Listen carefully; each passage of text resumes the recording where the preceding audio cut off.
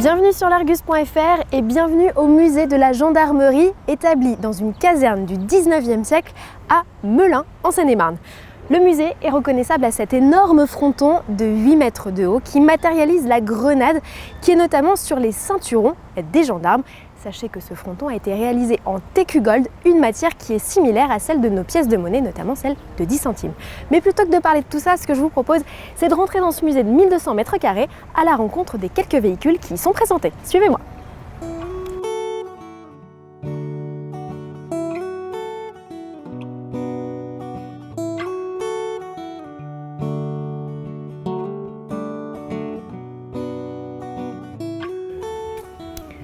Alors dans ce musée de la gendarmerie, on retrace l'histoire des gendarmes du Moyen-Âge jusqu'à nos jours. Mais depuis tout à l'heure, on croise beaucoup de chevaux, pas beaucoup d'autos ni de motos.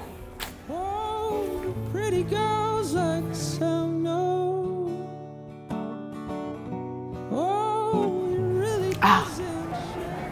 Alors les gendarmes ont commencé à se déplacer à cheval, à bicyclette, puis à moto et en auto.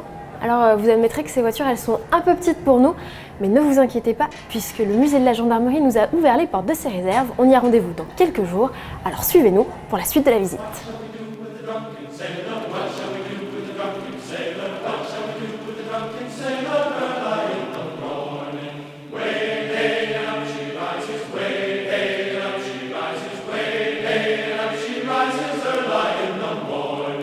Et je vous propose d'aller à la rencontre de Jean-Yves Ardouin, qui est le référent de la mémoire mécanique du musée de la gendarmerie et avec qui vous allez découvrir les réserves de ce musée, des réserves un peu cachées.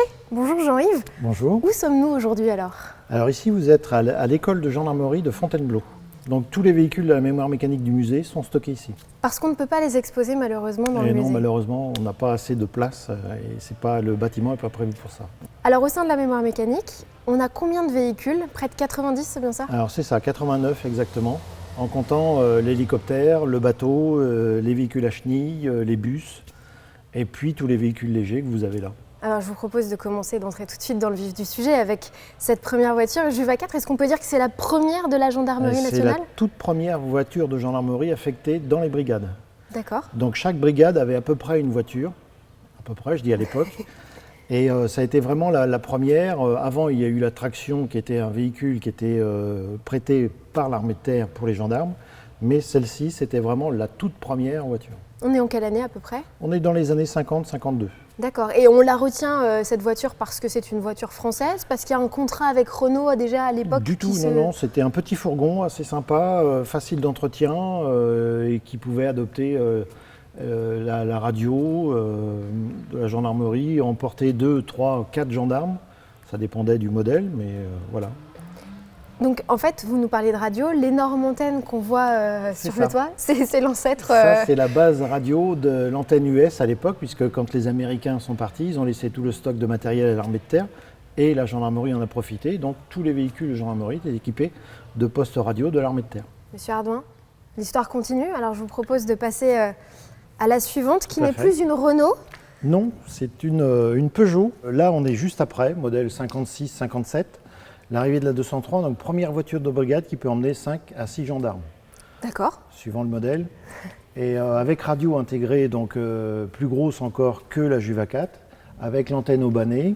Et c'était un véhicule qui était vraiment adapté pour les brigades. Alors on pouvait contacter les brigades qui étaient proches, à proximité, en laissant l'antenne au banné. Sinon, il fallait s'arrêter pour... ouvrir l'antenne, déployer l'antenne et ouvrir la porte arrière pour pouvoir téléphoner. Alors du coup, il y avait un opérateur qui était à l'arrière, qui était dédié à ça. C'est ça, il y avait un siège à côté et l'opérateur était à côté pour transmettre ou recevoir les appels.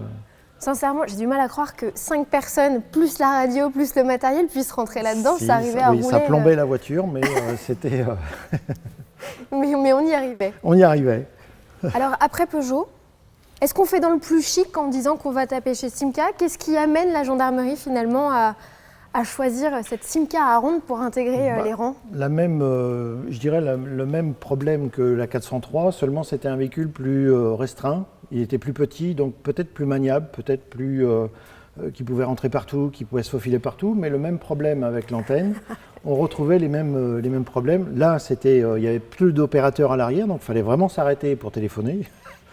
Donc voilà, mais c'était le même problème à peu près. On est d'accord que ces voitures-là, elles n'étaient pas modifiées, elles étaient totalement de série. Totalement. Et la couleur, il fallait passer discret, donc il n'y avait pas de marquage gendarmerie comme sur les véhicules du musée.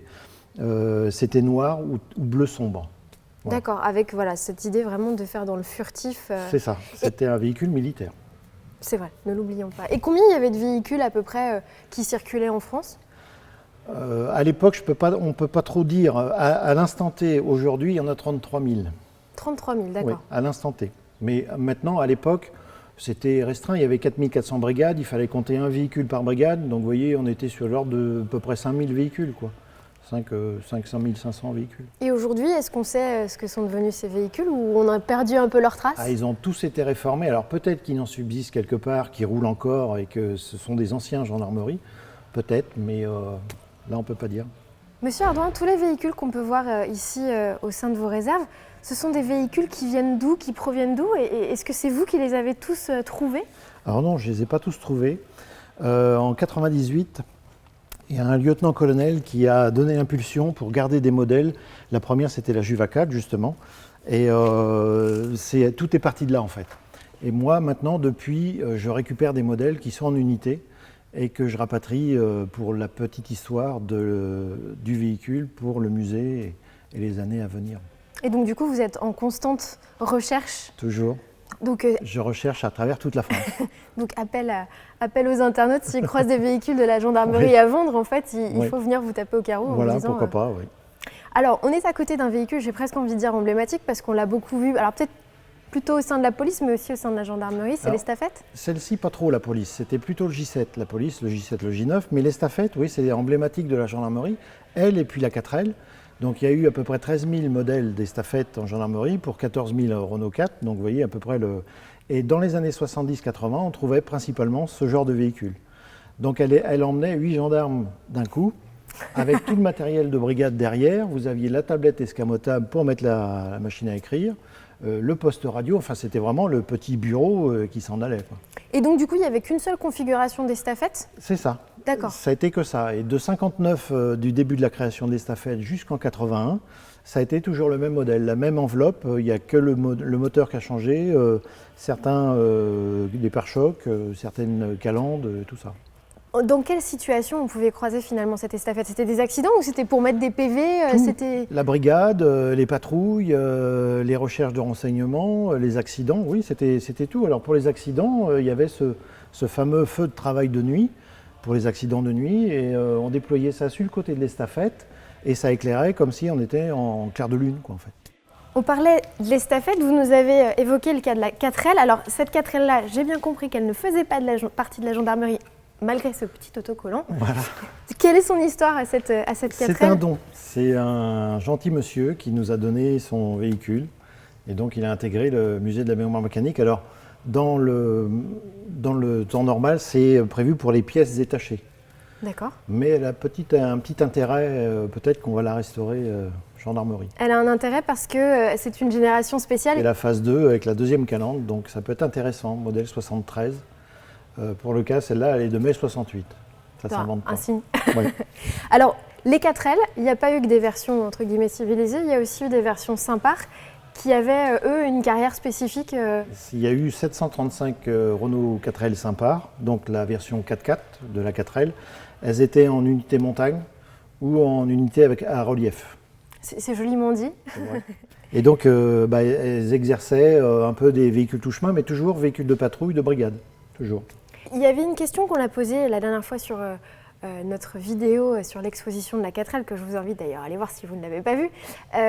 On dit, est-ce que c'est vrai vraiment, vu qu'on est à la gendarmerie, qu'on pouvait rentrer avec son képi dans la 4L et que c'est ce qui en faisait une... mais c'était le signe, c'était ce qui était recherché dans le cahier des charges. Et l'estafette, pareil. Il fallait rentrer dans la 4L en gardant son képi sur la tête.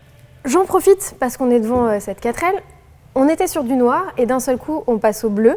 Oui. Alors pourquoi ce changement de couleur finalement ? Alors 1969, changement de couleur, la gendarmerie a adopté le bleu royal. Donc ils ont dit on va faire toute la flotte en bleu, qui est devenu ce bleu-là un peu spécial. D'abord bleu de France, le bleu qui existait à l'époque, et puis ensuite un peu plus sombre, ce bleu-là, et ça donnait la couleur de la gendarmerie. Depuis, c'est toujours cette couleur-là, même de nos jours. Monsieur Ardant, je vous propose qu'on continue la visite et on va s'approcher d'un véhicule qui a une petite histoire un peu particulière. On parlait de véhicules atypiques, alors on n'est pas à bord d'une Citroën Méhari. Non. Qui a fait partie de la gendarmerie si mes connaissances sont bonnes? Tout à fait. Non, on est à bord d'une Citroën A 4x4, qu'on appelle aussi la FAF, donc facile à fabriquer et facile à financer. C'était un véhicule qui a été prévu par Citroën pour les pays de l'Est et l'Afrique. Et l'armée de terre en a passé commande de 1500 et il n'en est résulté que 150 modèles, dont la gendarmerie en a eu 2. Et la gendarmerie les a utilisés dans quel contexte? Pour des opérations extérieures? Alors, le premier modèle était pour la gendarmerie de l'armement. Et le second, donc celui-là, il équipait la brigade de Latché où descendait le président Mitterrand. Voilà. D'accord, donc il accompagnait finalement ces sorties? Il accompagnait les sorties et surveillance du parc du président. Alors du coup, il y avait plusieurs militaires à l'intérieur, deux. Toujours deux. Il y a toujours une tablette derrière? Oui, c'est la radio. Il y avait toujours la radio et puis les supports radio derrière avec les antennes. D'accord, avec version découvrable. Voilà, tout à fait. Alors c'était un véhicule qui était rare, on a compris. Qui a exercé à quelle époque? Alors celle-ci est de 81, donc elle a exercé pendant tout le mandat de Mitterrand, je pense. D'accord. Je regarde rapidement la planche de bord. Une commande de levier de vitesse très classique. Tout à fait. Après, à part le frein à main, c'est tout ce que je reconnais. Après, vous avez le système de Crabo pour la boîte 4x4. Donc elle pouvait être débrayée en 4x2 ou en 4x4, suivant l'utilisation qu'on en avait. D'accord, donc elle était vraiment faite pour grimper aux arbres elle aussi. Bon, pas tout à fait, non, mais elle passait dans tous les chemins, dans tous les champs, elle pouvait couper à travers. Ouais. Jean-Yves, par la couleur et finalement les options qu'on peut voir dans cette voiture, le toit amovible, le pare-brise qui se rabat, c'était presque en fait la Jeep façon Citroën? C'est ça, ça a été étudié par Citroën pour remplacer la Jeep qui était arrivée au bout de sa carrière dans l'armée. D'accord. Donc voilà, c'était le modèle prévu. Alors on va faire un bond énorme dans le temps, malheureusement on ne peut pas parler de tout ce que vous avez dans les collections parce que vous avez quand même beaucoup de véhicules, mais on va s'arrêter et se faire un petit focus sur cette XM.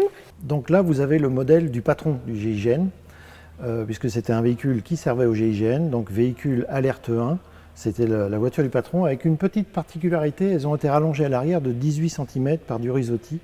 Ceci pour mettre les valises de fusil à lunettes dans le sens de la marche pour pouvoir les sortir plus facilement. C'était des véhicules qui ont été diffusés à quelle échelle finalement? Parce que rallonger des véhicules de 18 cm, je ne pense pas qu'il y en ait une collection. C'était une commande spéciale, il n'y en a eu que 4. D'accord. Donc c'était une commande spéciale. Il y en a eu 3 en 93 et 1 en 97 pour compléter le parc.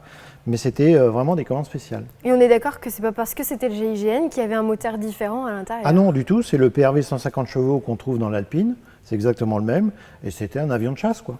Tout simplement. Voilà. Avec pas de marquage pour Pas de marquage, pas de gyrophare, on mettait juste la goutte d'eau dessus pour partir en intervention, le 2 tons faisait le reste, et puis voilà, le GIGN partait, quoi.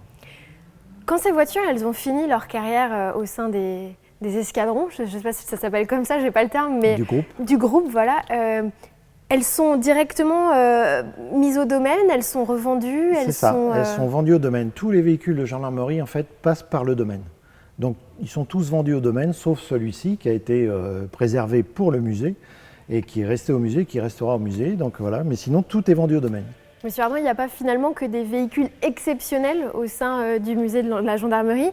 Et on va passer devant cette Mégane et cette Focus, qui sont finalement deux modèles multidiffusés, qui sont arrivés ici par quel biais? Tout à fait ordinaire. C'était en fait, ils ont intégré ces véhicules-là pour faire du nombre pour le musée, histoire de conserver des véhicules. Et donc, c'est des modèles identiques aux modèles civils. Donc, elles n'ont rien de particulier à part les attributs gendarmerie, les zébras devant, derrière, les lignes sur le côté, et puis les gyrophares à rampe.